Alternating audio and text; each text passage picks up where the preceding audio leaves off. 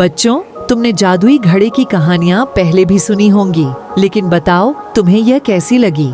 नाम का गांव था। उस गांव में रहता था एक सीधा साधा रामू नाम का गरीब किसान। वह बहुत ही गरीब थे। उन बेचारों को कभी कभी एक समय का खाना भी नहीं खाने को मिलता था, जबकि वह दिन भर मेहनत से काम करता था। रामू के घर उसकी पत्नी ही उसके साथ रहती थी। एक बार क्या हुआ कि हमारा रामू खेत में खेती कर रहा था। तभी अचानक उसका जो कुदाल था वह एक जोर से किसी धातु से टकराया और तेज आवाज आई। बेचारा रामू चौंक के घबरा गया। बोला, अरे ये क्या। उसने खोद कर निकाला तो वहाँ पत्थर का घड़ा निकला। खाली घड़ी ढा और फूटी किस्मत। रामू सोचने लगा कि आखिर इस घड़ी ढीहे का मैं क्या करूँगा। उसने यह सोचकर घड़ी ढीहे को सेब के पेड़ के नीचे रख दिया। उसे वह रख रामू अपना खेती करने लगा।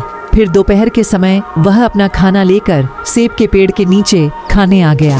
भूखा थका रामू अचानक घड़ी ढीढ़े में देखता है तो यह क्या, घड़ा सेब से भरा था। उसने सोचा कि अरे इस खाली घड़ी ढीढ़े में सेब कौन भर गया।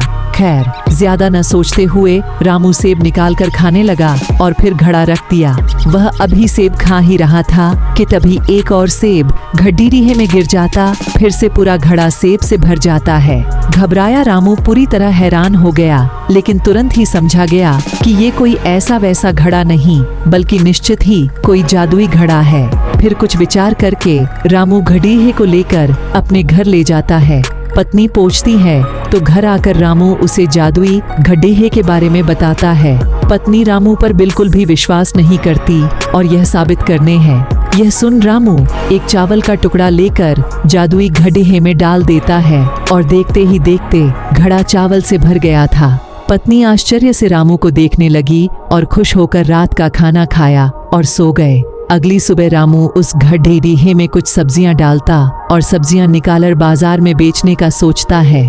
अब तो रोज ही ऐसा होता और फिर रामू मेहनत करके धन कमाया और बढ़ा सा घर बनवा लेता है। गांव के सभी लोग चर्चा करने लगे कि कैसे रामू इतना अमीर हो गया, क्या उसके हाथ कुछ लग गया है। गांव में खूब माहिर दो चोर थे और एक दिन इन चोरों को पता चला तो दोनों चोर दिन के समय रामू के घर जाकर छुप के देखने लगे।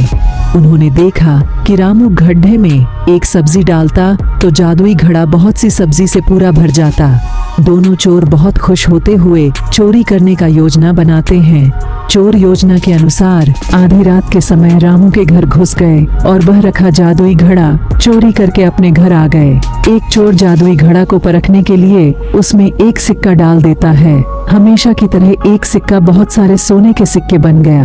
लालच बुरी बाला, दोनों एक दूसरे से जादुई घड़ा छीनने लगे और झगड़े में दोनों के हाथों से जादुई घड़ा गिरकर टूट गया और सोना भी गायब हो गया।